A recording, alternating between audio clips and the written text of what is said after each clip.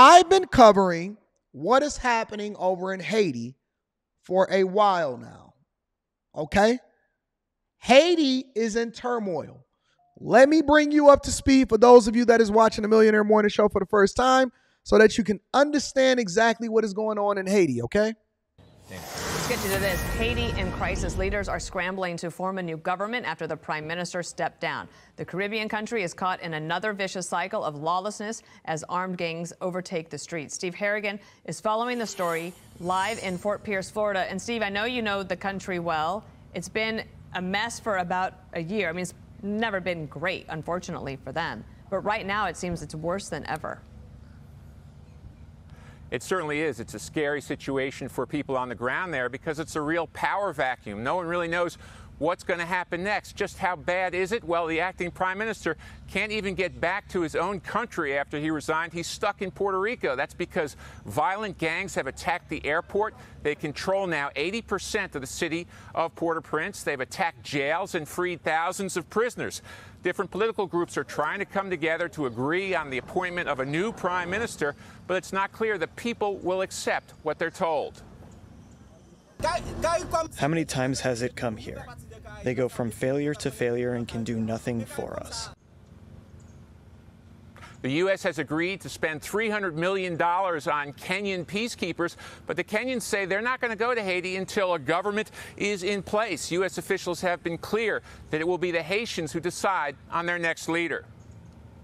It's not for us to make the call on who leads Haiti. It's for the Haitian people to make that call.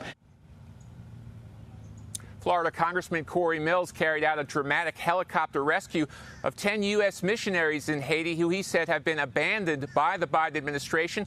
Right now in Haiti, the U.S. Embassy is still operational, secured by additional Marines.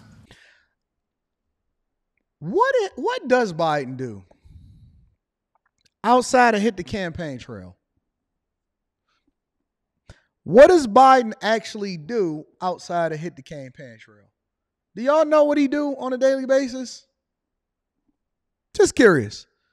Because I always see, everybody got to take it into their own hands. Mercenaries got to go and get people out of Haiti, get Americans out of Haiti, secure the U.S. Embassy. Texas got to control their own borders. Arizona got to figure it out for themselves. California, what does he do? Honestly, what does the president do? What does this mean? You say eat ice cream, take a nap, sleep. What does the president do every day? I don't know. Because everybody say, they've been abandoned by Biden. So every place in the world is just being abandoned by Biden. Except they cleaned up the streets when China came and visited. But other than that, he's just chilling. They hit the campaign trail. They give their starter speeches. He was there at the State of the Union. But nobody does what he sleeps. What does this dude do every day? Anyways, with that being said, so we know that Haiti is in turmoil, right? It's nothing like having a video mess up.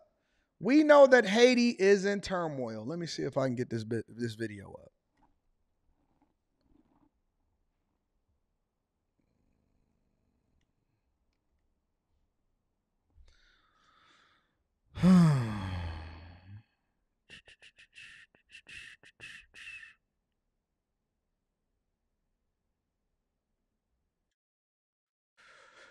And as a result of that, what's happening is a lot of Haitians are now starting to gather at the border.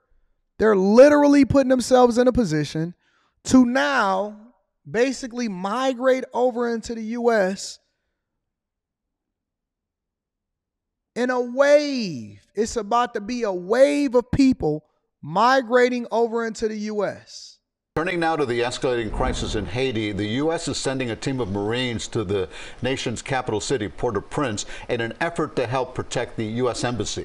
Here's where things stand at this hour. Haiti is now preparing for new leadership after Prime Minister Ariel Henry announced his resignation yesterday. Today is the deadline for names to be submitted for the transition team that will select the country's new leader. Meantime, Governor DeSantis announcing today he is increasing security here at home in an effort to stem a a potential migrant influx of Haitians attempting to flee their homeland. CBS News Miami's Tanya Francois has been following the story daily for us. She joins us live from Florida City with more on the forces being sent from South Florida to Haiti. Tanya? Elliot, this is the road that leads to the Keys. It's the road law enforcement officers will take under Governor DeSantis' orders. Today, the governor announced he is sending hundreds of officers to stop a potential Haitian migration to Florida. Southcom, based right here in South Florida, issued a statement this morning saying more Marines are on the ground in Haiti to protect the U.S. Embassy and begin preparations for the Kenyan troops expected to restore law and order. Today is the deadline for names to be submitted for the transition team after the Prime Minister, Ariel Henry, promised to resign. Tuesday, the Coast Guard intercepted a boat off the coast of the Bahamas filled with 65 Haitians. They were all sent back. Concerns an influx of migrants from Haiti could reach the state of Florida are growing. Today, Governor DeSantis' office announced almost 400 troops will be moving to protect Florida's border. Here's the breakdown. 39 officers will come from the Florida Department of Law Enforcement, or FDLE.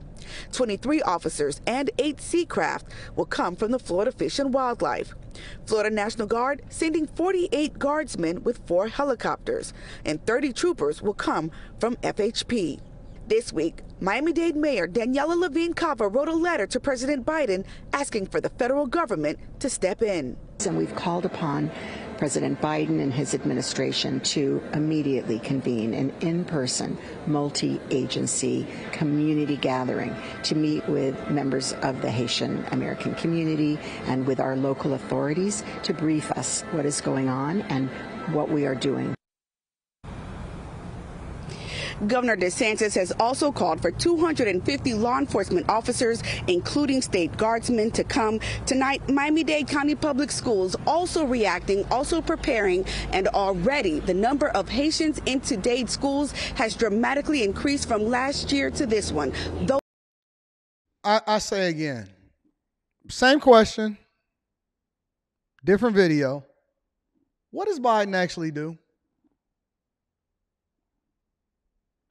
It is the federal government's job. Now, we know that Haitians has been coming over there to Miami and Florida for the longest, and the Spanish has been coming over there to Florida for the longest. But it is the government's job. Now we know that there's about to be basically an influx, like an overriding amount of Haitians, in addition to all of the Venezuelans and the Asians and all of these people continuing to come across our borders. What does he actually do? Why do we have to call him, hey, Biden, can you help us at the border? It's a whole bunch of people that's about to come over here that ain't supposed to be here. Is this something that you can help us with? We pay our taxes to you. They come out of our paycheck like normal. I wonder if we could decide to not pay taxes and if we got to wait for them to ask us in order to send them a check. Because God forbid, if you don't pay them taxes, they want to throw charges on you. We should be able to charge our leaders or something. Fine them, fine the government, give us some of our money back or something like that, since they're not actually giving us no services. We pay our taxes. Man, listen, bro. I looked at my paycheck. You know why some of the people actually don't budget the way that they're supposed to? It's because now we don't actually look at our paychecks. We only look at the amount that gets direct deposited into the bank. We don't actually look at the check stubs, the electronic check stubs anymore. Man, look, man, I looked at that check stub and I seen how much was coming out in federal taxes. I was like, now, never mind, I'm going to get a lot of it back. That's irrelevant.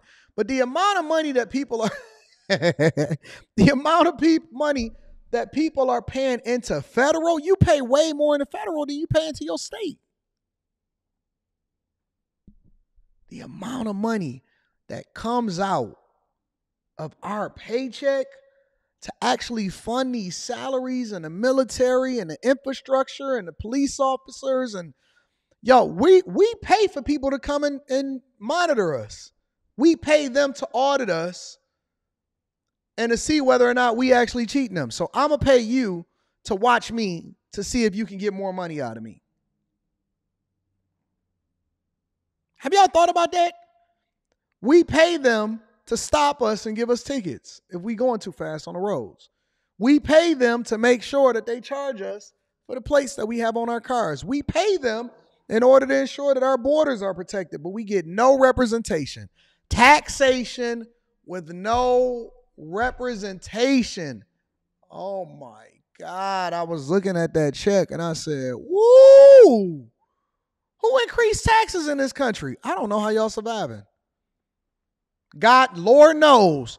I looked at that check because thank God I don't really ever depend on it. It just goes right into the coffers, and then we make sure that we account for it. And then at the end of the year, the adjusted gross income, the amount, so I'm going to get whatever.